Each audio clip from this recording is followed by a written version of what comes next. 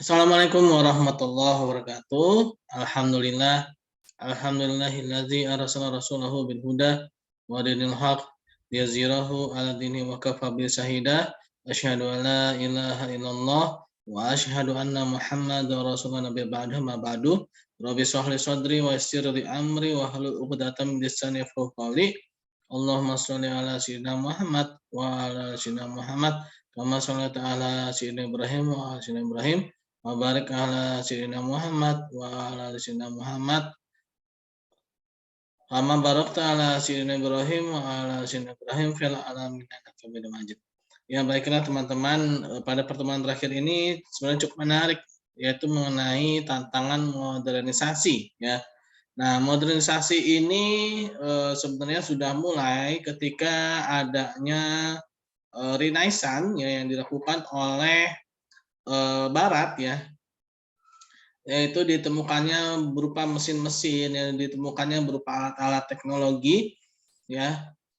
Nah, kan tapi ada satu masalah sebenarnya ini masalah ini bukan dari, mohon maaf ya, ini bukan dari Islam sebenarnya.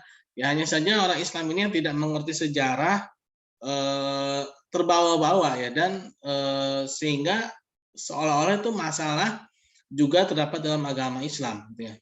Sebenarnya masalah ini, mohon maaf, ini berasal dari mengenai masalah modernisasi ini adalah masalah dari agama lain ya, yaitu yang memisahkan antara ilmu pengetahuan dengan agama ya, yaitu adanya gap yang sangat jauh ya antara ilmu pengetahuan dan agama.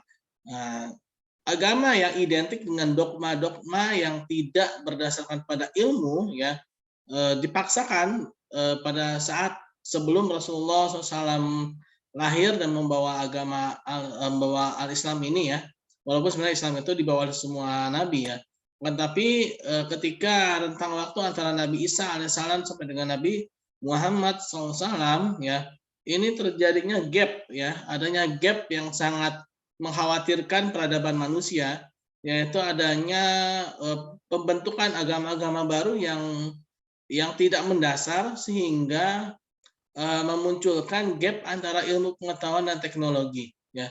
Agama yang dibangun atas dasar tahayul, agama dibangun atas dasar dogma-dogma dan kekuasaan ya, menjadikan bertolak belakang dengan ilmu pengetahuan ya. Contohnya ya, ada seseorang ahli pengetahuan yang dihukum gantung karena dia bertentangan dengan orang-orang yang dikatakan sebagai perwakilan orang-orang yang beragama gitu ya. Nah, ini menjadikan suatu trauma sejarah bagi agama gitu, padahal dalam Islam tidak seperti itu. Apabila kita sebagai orang Islam ya, kita sebagai umat Islam, kita harus tahu sejarah kita ya, dan kita jangan menyamakan sejarah kita dengan sejarah mereka ya. Karena dalam sejarah Islam itu tidak ada yang namanya masalah dalam ilmu pengetahuan. Yang ada justru ya, Islam itu sangat mendukung yang namanya modernisasi ya. Yaitu modernisasi tapi bukan dalam hal memodernkan dalam hal beribadah, bukan ya. Modernisasi di sini adalah dalam ilmu pengetahuan dan teknologi. Dan disinilah Islam telah membuktikan ya, yaitu ketika diutusnya Rasulullah, para sahabat, para ulama, tabiut tabiin ya. Nah, disitulah begitu terlihatnya indahnya modernisasi yang begitu harmonis ya, yang berjalan beriringan dengan agama memproteksi ya modernisasi dari hal-hal yang negatif. Contohnya sekarang ya. Sekarang ketika agama itu terpisah karena Islam pun dibuat seolah-olah bertentangan dengan modernisasi, ini sangat berbahaya ya. Sehingga dibuat seolah-olah agama itu tidak bisa sesuai dengan modernisasi.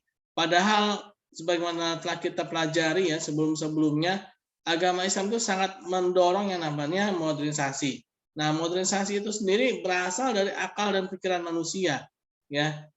Dalam Al-Qur'an Allah Subhanahu wa taala berfirman, ya banyak sekali tantangan-tantangan yang Allah Subhanahu wa taala berikan dalam Al-Qur'an, yaitu seperti afala taqilun, afala tatadzakkarun, ya, tidakkah kamu berakal, tidakkah kamu memikirkan, ya. Dan bahkan dalam Quran surat Ar-Rahman itu manusia ditantang untuk menembus langit dan bumi, ya. Apabila kamu tidak akan kamu bisa menembus langit dan bumi itu melainkan dengan sultan. Nah, itu merupakan tantangan-tantangan modernisasi saat ini, ya. Jadi sangatlah tidak mungkin, ya, apabila Islam itu dibenturkan dengan modernisasi. Ya, karena Islam itu sendiri adalah pemicu dari modernisasi itu sendiri. Sebagaimana kita lihat sejarah, kita harus fair terhadap sejarah. Ya, ketika Renaissance Barat, ya, mereka memulai Renaissance, ternyata mereka itu yang memulai Renaissance, mereka itu adalah orang-orang yang dahulunya belajar ke pusat-pusat peradaban Islam seperti di Baghdad, ya.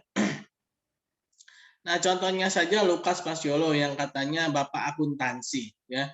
Nah, ini dia ternyata di Italia dia tidak belajar akuntansi itu ternyata bukan dari Italia, tapi dia belajar dari Baghdad, ya.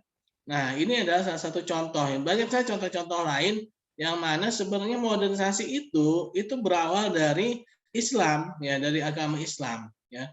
Nah, adapun yang berbenturan dengan modernisasi itu adalah bukan dari agama Islam, ya. Nah, kenapa bisa seperti itu? Karena ini adalah suatu cerita sejarah yang panjang, ya. Sebagaimana kita ketahui bahwa setiap nabi dan rasul itu membawa agama Islam. Nah, hanya saja, ya, tentang antara satu nabi dengan nabi berikutnya, tentang antara satu rasul dengan rasul berikutnya, itu terkadang terjadi kevakuman, ya, terjadi kevakuman kenabian, kerasulan, sehingga umat-umat nabi tersebut, umat rasul tersebut, ya, itu tidak apa ya istilahnya, tidak mewarisi, ya. Kenapa mereka bisa tidak mewarisi? Ya karena kesalahan-kesalahan mereka. Mereka contoh seperti mohon maaf Yahudi, ya. Yahudi itu mereka senang sekali dengan ilmu sihir, mereka senang sekali dengan syair, ya. Nasrani senang sekali dengan syair, Yahudi itu senang dengan sihir. Sehingga kitab suci yang diwariskan oleh nabinya kepada mereka hilang. Ya kenapa? Karena mereka tertarik dengan sihir dan syair. Nah, ketika itulah mereka membentuk agama-agama baru yang tidak ada kaitannya dengan nabi mereka. Nah, agama-agama baru yang mereka buat itu, ya, itulah yang akhirnya menjadi bertentangan dengan modernisasi, ya, yang bertentangan dengan kemajuan ilmu pengetahuan dan teknologi. Kenapa? Karena keterbatasan manusia, ya, karena keterbatasan manusia. Nah, manusia, ya, sebagaimana kita hanya terbatas apa yang kita lihat, ya. Kita terbatas apa yang kita lihat. Seandainya Allah Subhanahu wa taala tidak menginformasikan, ya, bahwa Tuhan itu berbeda dengan manusia, ya. Pastilah kita akan menganggap bahwa adanya orang-orang tertentu itu sebagai Tuhan, gitu ya. Nah, ini sempat menjadi sebuah polemik atau apa istilahnya masalah, ya, yang dikatakan bahwa Tuhannya orang Islam itu bukan orang Arab. Ada sebagian umat Islam marah gitu ya. Nah, lucu juga ya ketika umat Islam ini marah ketika dikatakan Tuhan orang Islam itu bukan orang Arab gitu kan. Nah, seharusnya kita tidak marah. Kenapa? Karena memang Tuhan itu bukan manusia, ya, bukan orang, ya. Tuhan itu bukan orang Arab, Tuhan itu bukan orang Indonesia, Tuhan itu bukan orang Amerika, yang pastinya Tuhan itu bukan orang, karena Tuhan itu berbeda dari yang diciptakannya, ya. Allah Subhanahu wa taala itu memiliki sifat berbeda dengan yang diciptakannya, ya. Nah, inilah keterbatasan, ya, keterbatasan manusia. Ya, keterbatasan manusia ketika manusia itu dilepas begitu saja tanpa adanya bimbingan dari Allah Subhanahu wa taala, tanpa adanya bimbingan dari wahyu dari Allah Subhanahu wa taala, maka dia akan berpandangan hanya pada saat itu saja, apa yang dia lihat saja, ya. Nah, jadi misalkan ya manusia melihat bumi ini sepertinya datar gitu kan. Bumi ini sepertinya datar, ya. Nah, lalu melihat matahari seolah-olah mengelilingi bumi gitu ya, seolah-olah mengelilingi bumi. Tapi ilmu pengetahuan teknologi membuktikan bahwa bumi ini ternyata tidak datar gitu kan, bulat. Gitu. Lalu bumi ini tidak dikelilingi oleh matahari, tapi bumi ini justru sebaliknya mengelilingi mengelilingi matahari, maaf ya, mengelilingi matahari. Nah, itu semua kan ilmu pengetahuan teknologi, yaitu modernisasi, ya. Nah, kalau manusia hanya dibiarkan sebatas apa yang dilihatnya tanpa adanya pengembangan-pengembangan, dia akan berbenturan gitu. Karena pengetahuan yang sedikit itu dia akan berbenturan, ya.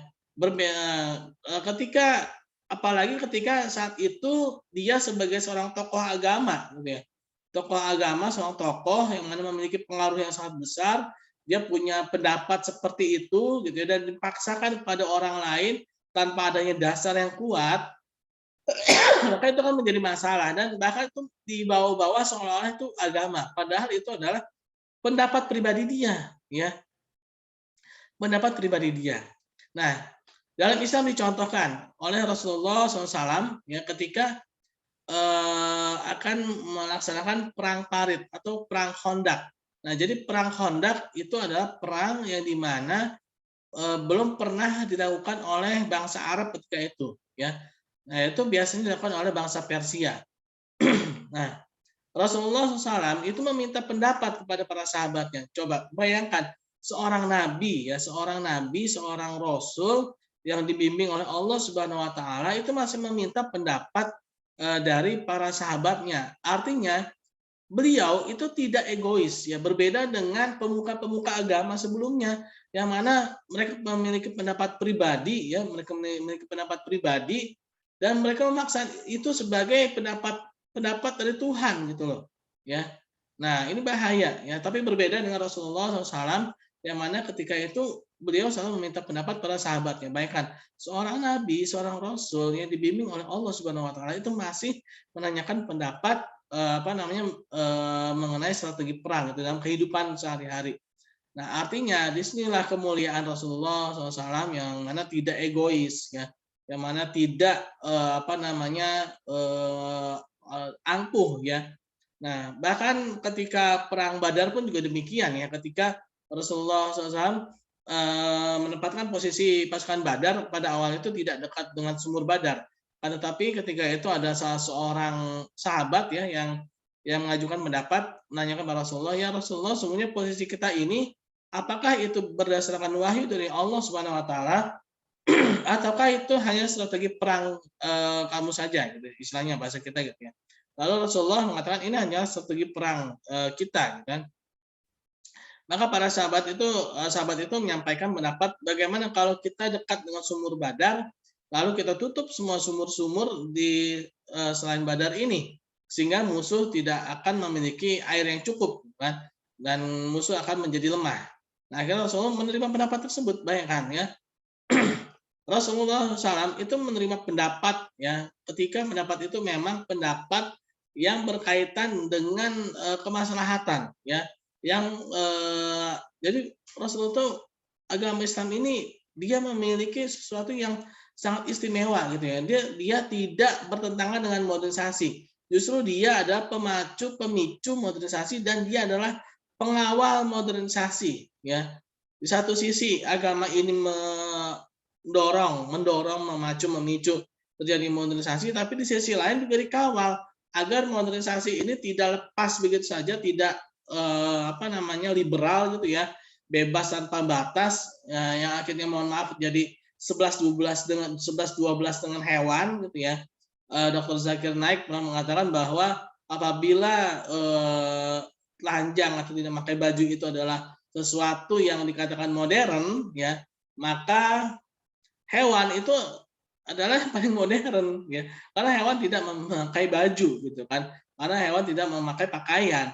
Nah, inilah yang menjadi kalau dibilang itu kontradiksi antara modernisasi dengan moral etika. Nah, sebenarnya antara modernisasi, moral dan etika itu adalah satu kesatuan, ya. Nah, modernisasi itu dia sesuatu yang justru mengantarkan ibadah, moral, etika itu menjadi lebih mudah. Ya, dia memudahkan, bukan justru malah membenturkan, ya. Nah, dalam agama Islam ini tidak pernah ada masalah dalam modernisasi, justru yang ada adalah Islam mendorong, memicu, memacu modernisasi, akan tapi modernisasi itu harus dikawal ya, dan ada norma-norma, ada nilai-nilai yang harus tetap dijaga dalam mengembangkan modernisasi ya. Dan dalam Islam sebagaimana kita ketahui ya, ada namanya ibadah dan ada namanya muamalah. Nah, tapi dalam ibadah itu tidak ada namanya modernisasi, karena ibadah itu telah digariskan oleh Allah Subhanahu wa taala melalui nabinya yang terakhir, itu Nabi Muhammad SAW ya, melalui wahyu kepada beliau bahwa ibadah itu ini gitu ya. Nah, itu sudah cukup ya.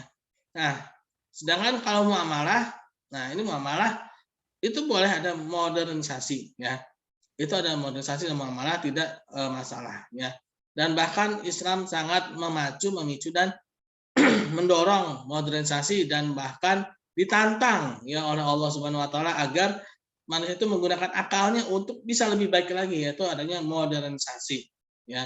Nah, modernisasi juga harus melihat bagaimana kemaslahatan, apakah kalau bahasa apa namanya tuh maqasid syariahnya ya. Jangan sampai modernisasi ini dia bertentangan dengan maqasid syariah.